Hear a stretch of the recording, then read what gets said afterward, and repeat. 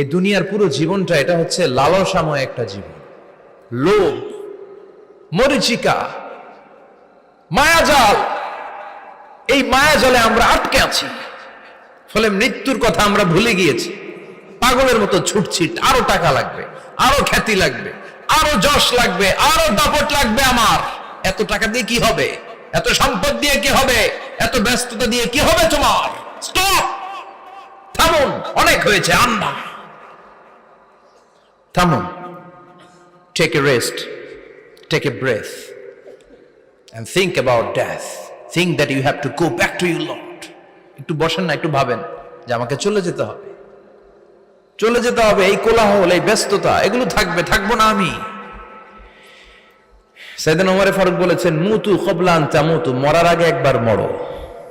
হাসিবু ক্বাবলা আন তুহাসাবু আলাইকুম, তোমার হিসাব নেওয়ার আগে তুমি একবার নিজের হিসাবটা করো না। কাগজ বের করে একটু লিখো না কি কি ভালো কাজ করছিলা, যেগুলো দিয়ে নাজাতের ওসিলা হতে পারে। 1 2 3, আর কি কি আকাম কুকাম করছো দেখো না, লিখে দেখো তোমার অবস্থাটা কি। মরার আগে একবার মরো। মরার আগে খাটের মধ্যে শুয়ে শটান করে চোখ বন্ধ করে একবার মরার ভান করে দেখেন কেমন লাগে। চোখটা বন্ধ করেন আর ভাবেন আপনি নাই, কি কি হতে পারে ভাবেন। আপনার ছেলেমেয়েরা কান্না জুড়ে দিবে, আপনার প্রাণের স্ত্রী বিলাপ শুরু করে দিবে, বন্ধু বান্ধবের চিৎকার আর মাতম, স্থানীয় এলাকার মসজিদে ঘোষণা, অমুক এলাকার নিবাসী অমুক ভাই অমুকের ছেলে অমুক দুনিয়ায় নাই। সব আত্মীয়রা চলে আসবে, ফেসবুকে স্ট্যাটাস দেয়া হবে, সবাই সবাইকে জানাবে বিকাল 4টায় অমুক হাই স্কুল ময়দানে আপনার জানাজা।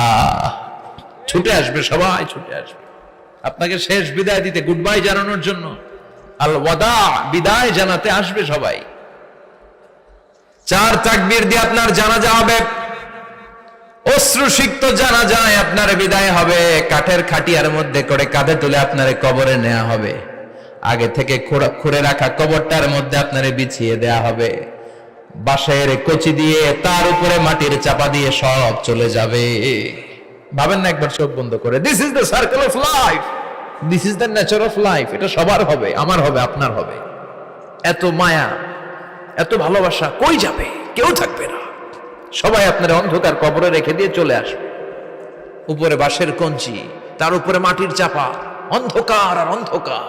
এই অন্ধকার যেন শেষ হতে চায় না, শুধুই অন্ধকার, ঠিক কিনা? এজন্য আমাদের চলে যেতে হবে। দাদা গেল, চাচা গেল, মামা গেল, আমাদেরকেও যেতে হবে, জোরে কোন ঠিক কিনা? একদিন মাটির ভেতরে হবে ঘরে মন আমার, কেন বন্ধ দালান ঘর, প্রাণ পাখি উড়ে যাবে পিঞ্জর ছেড়ে।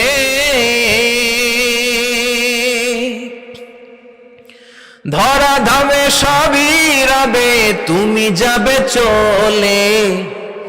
বন্ধু বান্ধব যত, মাতা পিতা যারা সুত, সবই হবে তোমার পরে।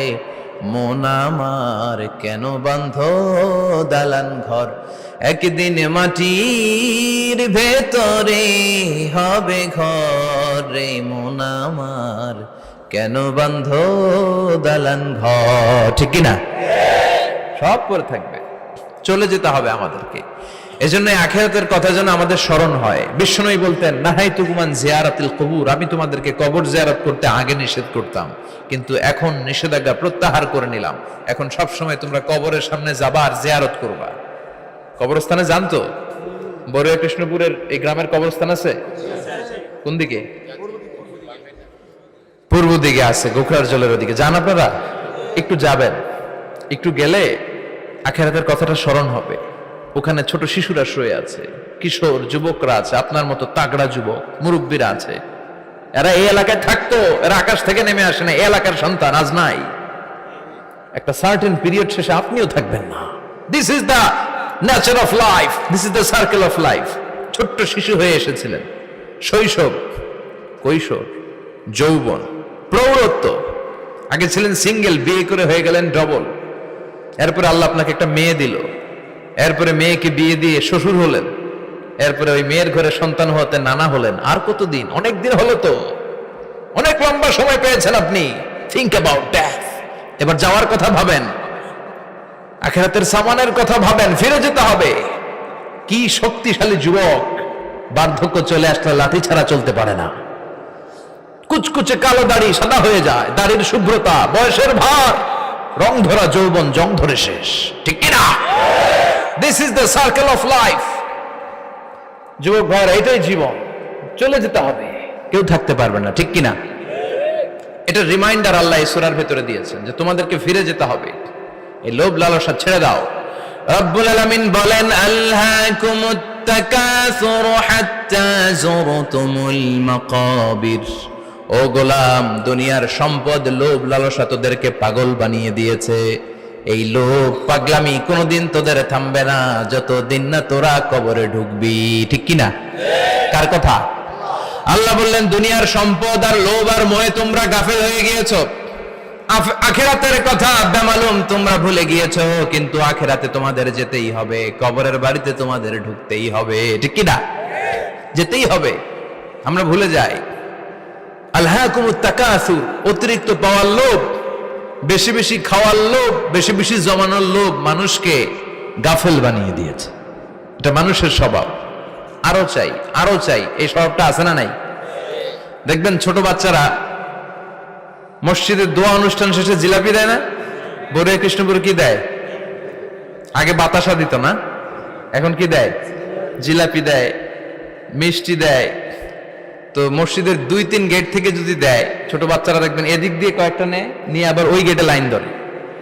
ওর হাত হলো ছোট হাত, ওর হাত ভর্তি জিলাপি, আর নেওয়ার জায়গা না, এরপর আরেক জায়গায় লাইন ধরছে, আরো লাগবে, আরো লাগবে, এই আরো আরো আরো চাই। এই স্বভাবটাই মানুষকে কুড়ে কুড়ে শেষ করে দিয়েছে। এত লাগবে কেন তোমার? চাহিদার কোনো শেষ নাই, unlimited demand of human being. যার আছে বেশি তার চাই বেশি, যার সাইকেল আছে তার হুন্ডা চাই, হুন্ডা আছে তো প্রাইভেট কার চাই, প্রাইভেট কার আছে তো প্লেন চাই, প্লেন আছে তো হেলিকপ্টার চাই, হেলিকপ্টার আছে তো ওইটা চাই, ওইটা আছে তো সেটা চাই, ঠিক কিনা? এলাকার মেম্বার যে হয়েছে চেয়ারম্যান হতে চায়, আছে না নাই? চেয়ারম্যান সাহেব এমপি হতে চায়, আছে না নাই?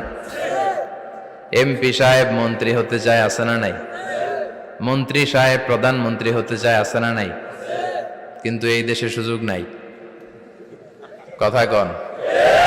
এই দেশে প্রধানমন্ত্রী সিলেক্টেড, 2-3 জনের বাইরে কেউ প্রধানমন্ত্রী হইতে পারবি না, ঠিক কিনা? আমার এই জীবনে তো আমি 2-3 জনই দেখলাম।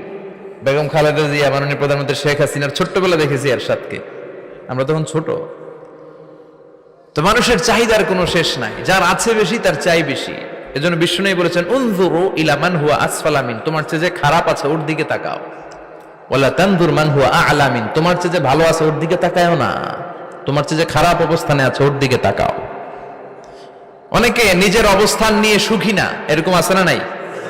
আল্লাহ আমার এটা দিল না রে, ওইটা দিল না রে, পাইলাম না রে, কিচ্ছু হয় না, কি করব জীবনে, হতাশ। আসলে আছে কিন্তু অনেক, কিন্তু শুকরিয়া নাই, ডাকাত, ঠিক কিনা? নিজের অবস্থান নিয়ে সুখী না, কিন্তু অনেক লোক আছে তারা আপনার অবস্থানে পৌঁছতে চায়। তাদের দিকে তাকিয়ে দেখেন, আপনি যে অবস্থানে আছেন এই অবস্থানে পৌঁছাটা অনেকের কাছে স্বপ্ন। তারা প্রতিনিয়ত সংগ্রাম আর স্ট্রাগল করে যাচ্ছে আপনার অবস্থানে পৌঁছতে, আর আপনি এটা নিয়ে সন্তুষ্ট না। শেখ সাদির নাম শুনেছেন?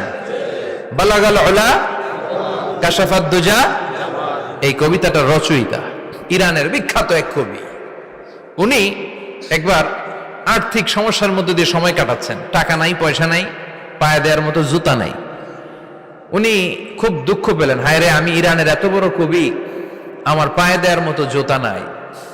দুঃখ ভরা মন নিয়ে রাস্তায় হাঁটতে বেরোলেন। হাঁটতে হাঁটতে হঠাৎ দেখলেন একটা লোক শুয়ে শুয়ে কাঁদছে, ওই লোকটার 2টা পাই নাই,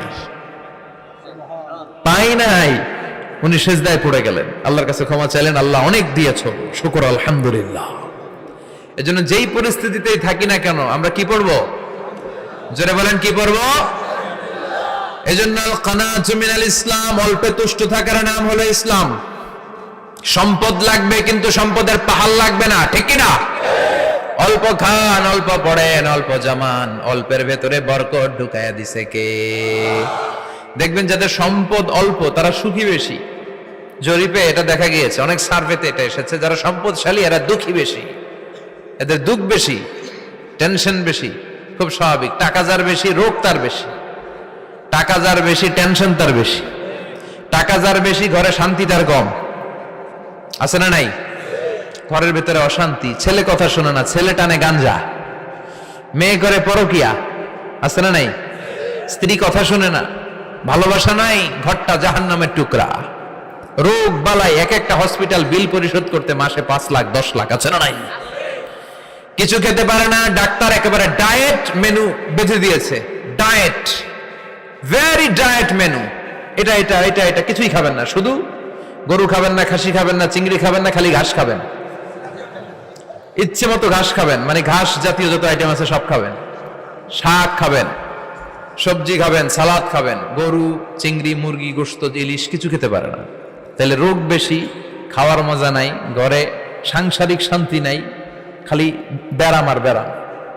ঠিক কিনা? কিন্তু সম্পদের পাহাড় ঘটেছে। আর অল্প যারা খায়, অল্প পড়ে, রিক্সাওয়ালা, কুলিওয়ালা, অল্প বেতনের চাকরি, কিন্তু হক হালালি মেনে চলে, দেখবেন শান্তি আছে অনেক। হ্যাঁ, বাসা ভাড়া দেয়, ফ্যামিলি চালায়, বাচ্চাদের স্কুল বিল, এরপরও মাস শেষে 1-2 হাজার টাকা হাতে থেকে যায়। আর ওর প্রতি মাসে 10 কোটি টাকা ইনকাম, তারপরও ব্যাংকের ঋণ আছে না নাই? সুখ কারে বলে? কিভাবে আপনি সুখকে ডিফাইন করবেন? সুখ তো টাকায় কিনা যায় না। শান্তি টাকা দিয়ে হয় না, শান্তি দেওয়ার মালিক কে? শান্তি আছে অল্প খেয়ে শুকর করার মধ্যে, শান্তি আছে আলহামদুলিল্লাহর মধ্যে। চিল্লায় বলেন ঠিক কিনা? এজন্য অল্প খাবো, অল্প পড়বো, অল্প জামাবো, অল্পের ভেতরে বরকত দিয়েছে কে? দেখেন, ধনী ভাইরা খেতে পারে না, কিন্তু রিক্সাওয়ালার কি সমস্যা হয়? রিক্সাওয়ালারা সব খেতে পারে। কুলিওয়ালা, দিন মজুর, এরা একেবারে স্লিম, সুঠাম দেহি, মেদহীন পেট, পেটে কোনো মেদ নাই, ভুড়ি নাই। আর কোটিপতিদের মেদ আছে না নাই? এত বড় বড় পেট। ঠিক কিনা? আমাদেরও পেট আছে, তবে হালাল পেট। এটা হারাম টাকা দিয়ে এই ভুড়ি বানাই নাই আমরা। চিল্লায় বলেন ঠিক কিনা? রিক্সাওয়ালা, কুলিওয়ালা নিজেও নামাজ পড়ে, বউ নামাজ পড়ে, বাচ্চাটাও নামাজ পড়ে, রিক্সা চালায় আর জিকির করে লা ইলাহা